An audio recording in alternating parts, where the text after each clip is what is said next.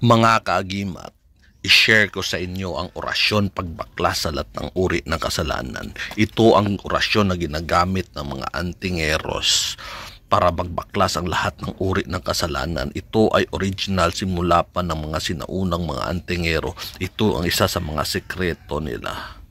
Ginagamit ito palagi, kasama to sa mga line-up ng mga malalakas na mga antingeros, malakas na gagamit ng mga orasyon, hindi lang mga agimat at mutya.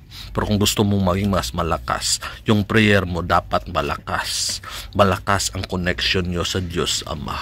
Kaya kailangan nyo magdasal palagi sa Kanya para ang ating spirito ay matibay at mas malakas, na hindi kayang saktan ng mga masamang spirito o mga maligno.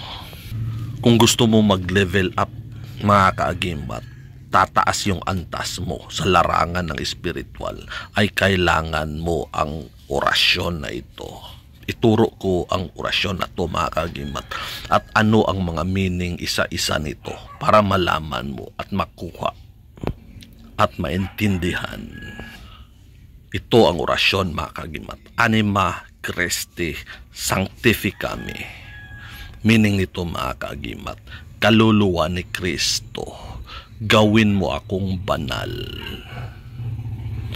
Corpus Christi salvami, katawan ni Kristo, iligtas mo ako. Sanguis Christi inebriami, dugo ni Kristo, pasiglahin mo ako. Aqua latires Christi lavame, tubig mula sa gilid ni Kristo, hugasan mo ako. Pasio Christi confortame, pasyon ni Kristo, palakasin mo ako. Ubone Yesu ixaudime, mabuting Jesus, dinggin mo ako. Entra tua vulnera abscondeme, sa loob ng mga sugat mo, ikubli mo ako.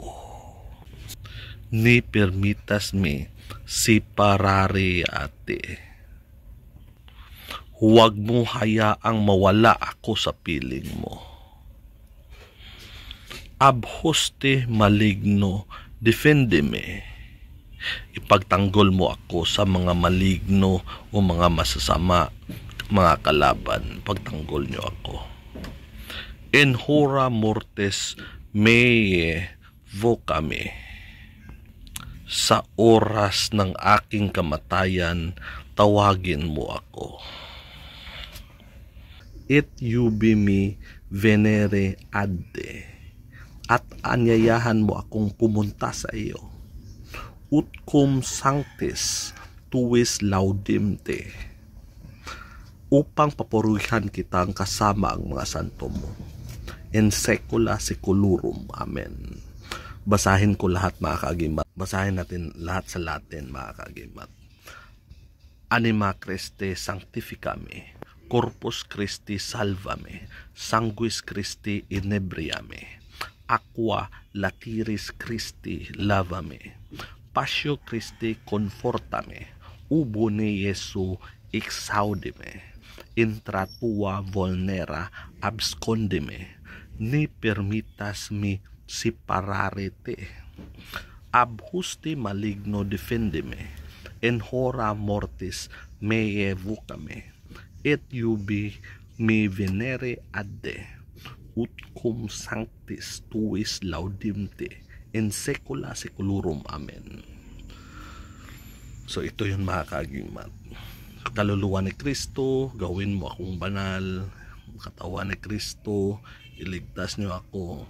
Dugo ni Kristo, pasiglahin nyo ako. Tubig mula sa gilid ni Kristo, hugasan mo ako. Okay, mga kaagimat. Pasyon ni Kristo, palakasin mo ako. Lahat na ito, mga kaagimat, is napakagandang meaning, napakalakas, napakatindi.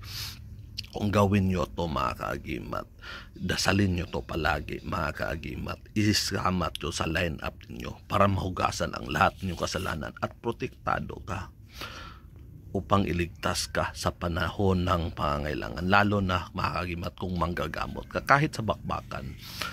Importante ito mga kaagimat. Ito ang prayer kasama sa mga line-up ng mga malalakas na mga antingeros. Yung mga antingeros na merong mga hindi lang anting-anting kundi mga malalakas at matinding orasyon. Tutulong to mga kaagimat. So mga kaagimat, kung nagustuhan nyo ang video na to, please like, share, comments, and subscribe to our YouTube channel. And follow me on Facebook. At kita-kita tayo sa susunod na video. Ako ang iyong kaagimat na si Paraon.